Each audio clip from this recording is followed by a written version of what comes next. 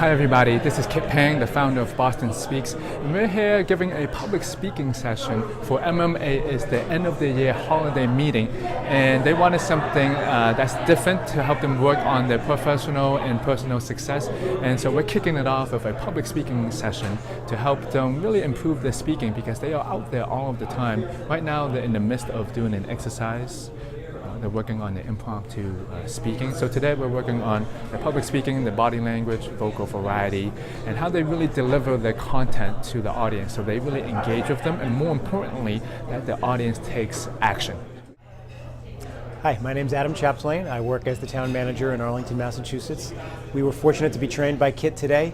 Really an amazing training in public speaking. He was engaging throughout the program, captivated all of our attention, and I think he gave us some really great tips and tricks to bring back to our work and be better public speakers every day.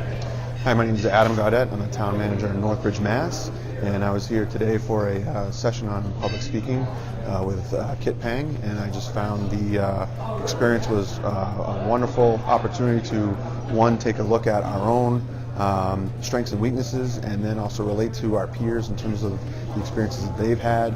And it was just a great opportunity to really rethink and retrack and some of the things that we do in an everyday setting in our public speaking lives, which we do a lot of in our business.